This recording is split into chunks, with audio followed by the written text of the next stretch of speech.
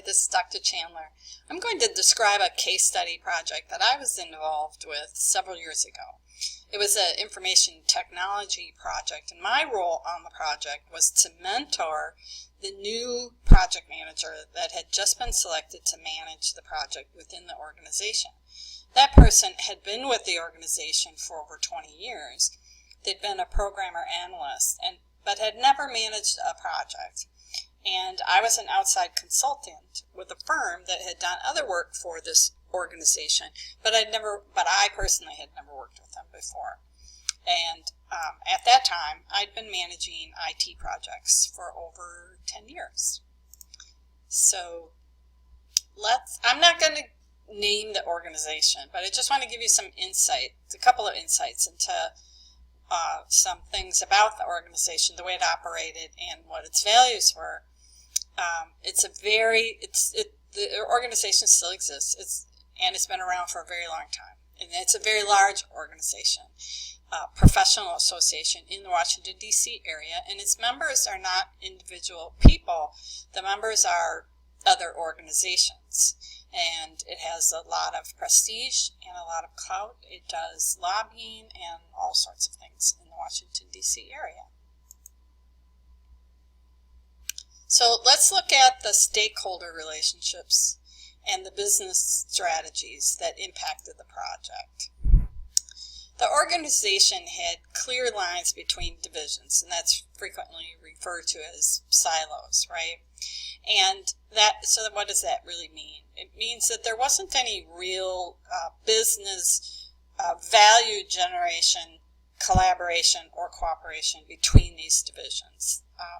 Each division was essentially responsible for a very different kind of function or services to its constituents, and some of those divisions had revenue streams and some of them did not, but they all competed with each other for organizational resources and attention and clout within the organization, and they frequently threw each other under the bus at all levels within the organization.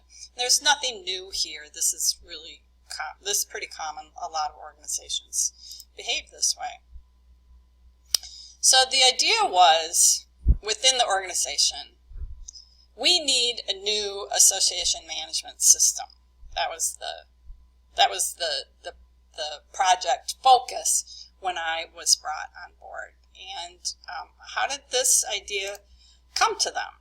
Well, the idea came with the new CIO that they had recently hired, and the background of this new CIO did not match the background of the previous CIO, and it also didn't align with the backgrounds of the other senior divisional heads in the organization. So because that person didn't have the same sort of background experiences, the existing divisional heads who collectively possessed a lot of power within the organization, they saw this new CIO as basically an outsider. And so the idea to purchase and implement a new association management system could be, I guess it could be understood as the new CIO's attempt to come into the organization and make a big splash in the organization. So now let's look at how this procurement project evolved.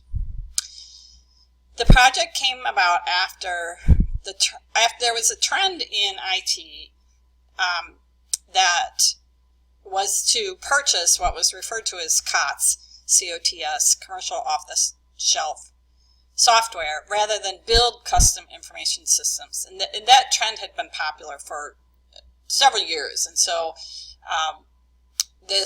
and there are trends in every industry, okay? So at this time period, that trend was really popular, and if you were anybody, in a large organization that had a large IT budget, you were doing this sort of thing. You were moving your organization to not engage in new projects where it was all custom development. Instead, you were looking at off-the-shelf software.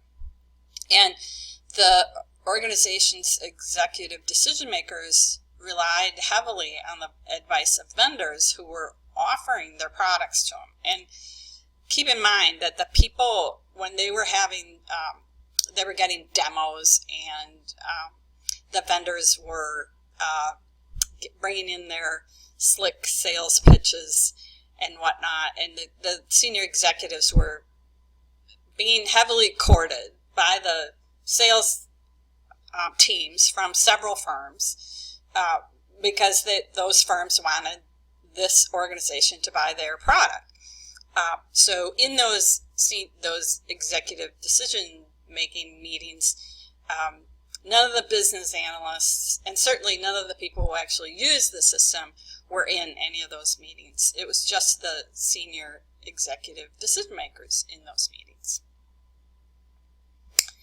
And then, in terms of the contract aspect of it, this part isn't really very interesting or particularly significant for this project case study, because there's lots of different types of contracts, and there may or may not be overlap between common contracts in one industry like construction or another industry like not-for-profit intergovernment agency projects, or let's say like technology projects. So the type of contract that was put into place was the right type for that time and place in that organization. And it's not, for this case study, it's not particularly relevant. But the problem statement was that they came up with. So their current association management system, it was old. It had been programmed in COBOL on a mainframe, and I know there's some of you who are watching this who are thinking, what's that? There was no easy access to the data. Ad hoc data requests had to be programmed reports that could take a few days to a few weeks to complete. It used batch processing methods, whereby new data was not incorporated until the nightly batch processes ran. And it was originally built, and it was also maintained entirely by in-house employees. And the project manager within the organization who had been selected to be the project manager was one of those people who had contributed to the original programming for the original system. So that person knew an awful lot about the existing system. So in comparison to the other information systems that the organization owned that were also custom built, but those were custom built by outside consultants, and those systems had been updated every year or every few years because young people outside the organization were using those systems, and they were up to date, and those systems were taking advantage of the latest technologies. But the big difference was those systems that I just described, the up-to-date ones that were built by the outside consultants, those systems were not under the purview of the CIO.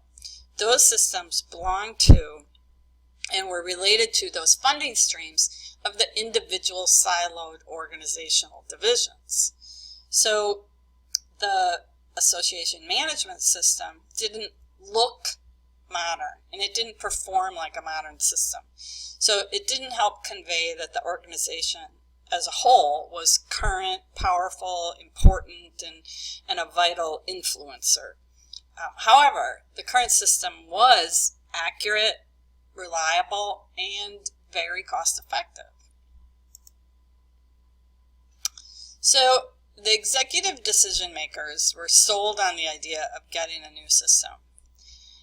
However, when the people who actually used the system started to learn about within the organization that there was this the possibility that a new system was going to be purchased and implemented and their current system was going to go out the window, a lot of complaints and concerns started bubbling up. And so then eventually a decision was made to hold off just purchasing the new system, and instead to start by conducting a gap analysis first to determine what the current system did that the new system couldn't do. So the organization put together a statement of work for a services contract to have some analysts from the vendor organization from the one vendor that they selected their system as the best in breed. So they put this contract in place to have those analysts work with the subject matter experts and the users within the organization to identify all the gaps. So that this is kind of what that looked like. They had this phased approach, and the first phase was funded, and it had no real deadlines or time frames because everyone that was involved just said, well, we have to identify all the gaps, and we don't know how many gaps there are, so it's going to take as long as it takes.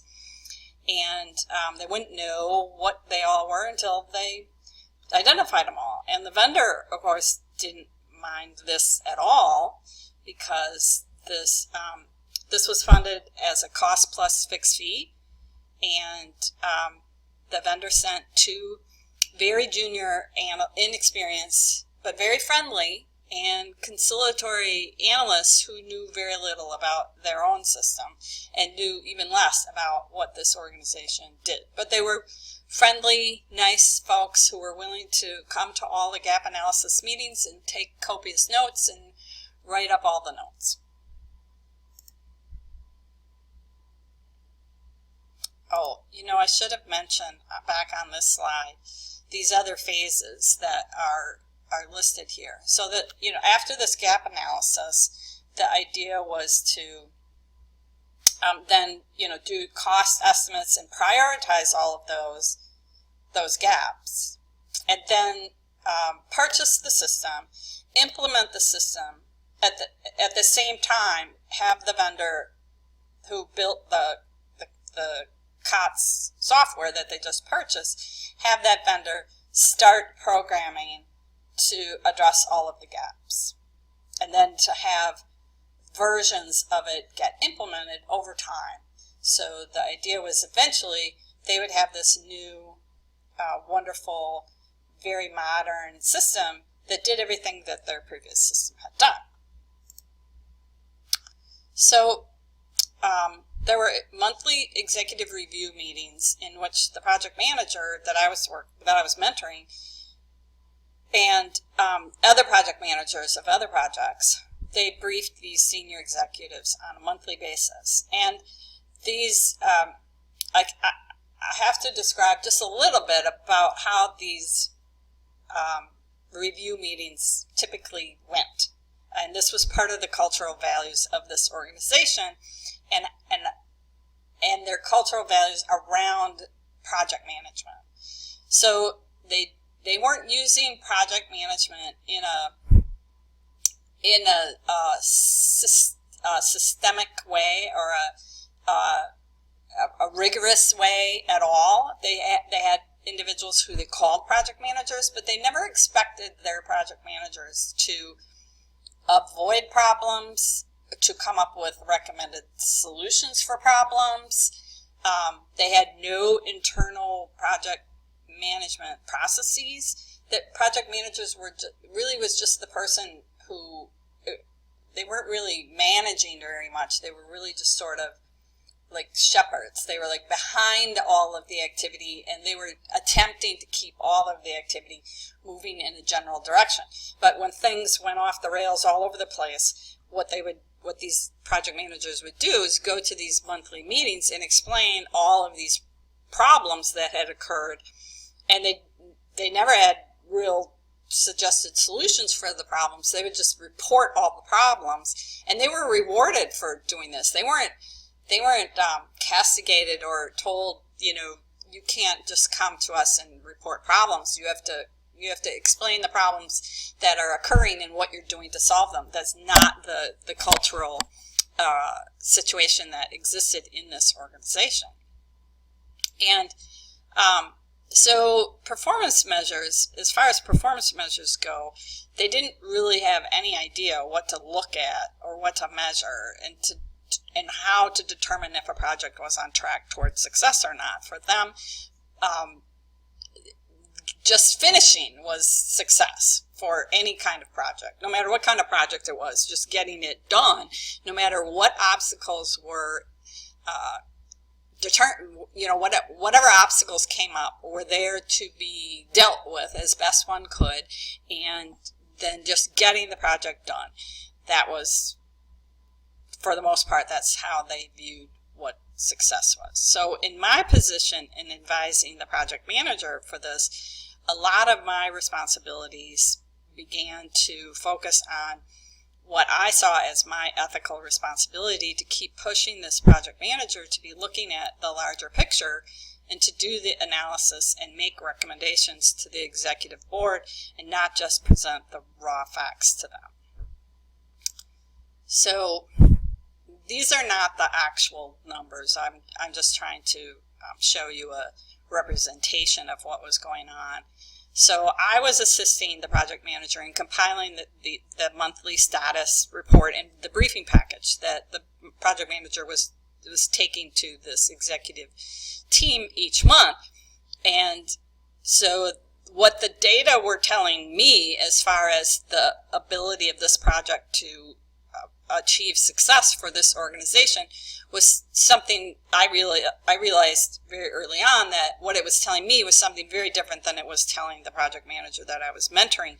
And so my responsibility around mentoring this individual became one of working with this project manager to train this person to recognize indicators that were there, even though their organization didn't have a project management structure that was focused on doing that sort of thing.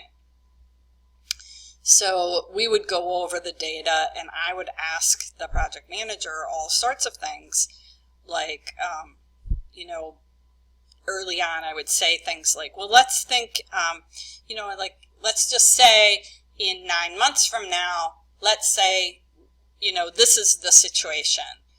Then, you know, what does that mean to you? Or let's say in 3 months, this is the situation. What does that mean? You know, I tried to bring up very early on all these different scenarios and help the project manager walk through these different possibilities to encourage that person to be applying critical analysis to the possible outcomes for this project. But by the end of month 3, things were looking pretty dire because we weren't even half done with the gap analysis, and it was pretty clear that the time frame needed to program all of the gaps was starting to look like at least 3 to 4 years just to program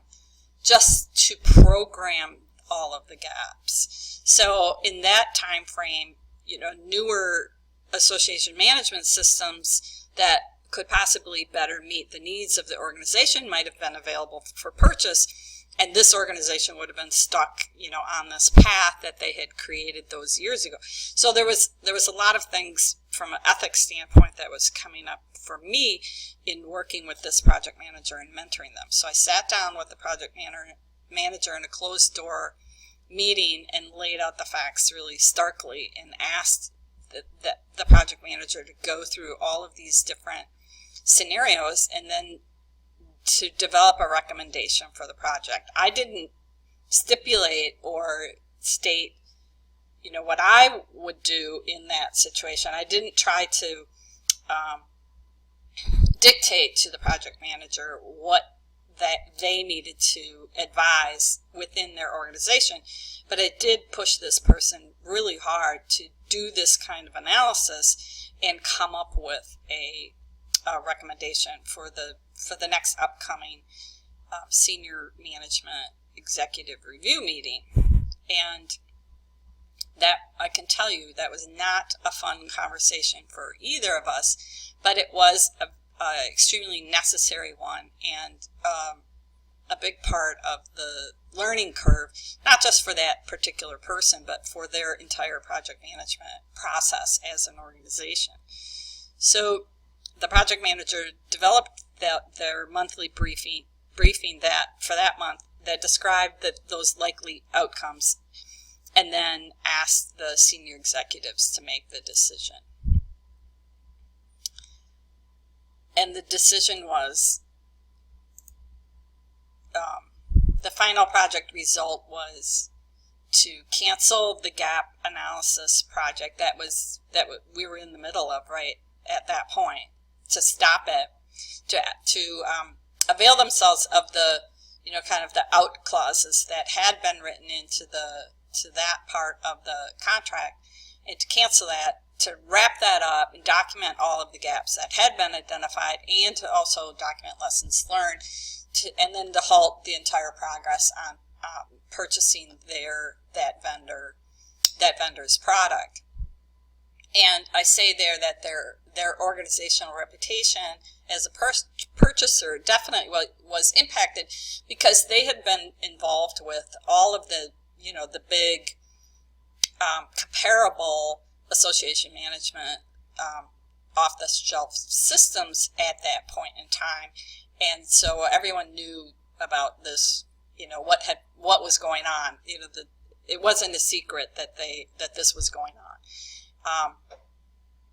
They didn't lose any money on that, but it certainly did impact their standing in tackling the next phase, excuse me, which was they still wanted to pursue this idea of implementing a new association management system, but this time they, instead of just having the senior executives make the decisions on how to do that by just purchasing the software and then do this, this backstepping to come up with this idea for the gap analysis like they did, they came up with a new strategy for how to go about documenting all of their requirements, and then to pursue a procurement to purchase another COTS and implement, with the idea of implementing it as is. And so they had to get different people involved from each of the divisions who could make the decisions of whether or not the product selected would actually meet their needs or not. So thank you for listening to and watching my this case study.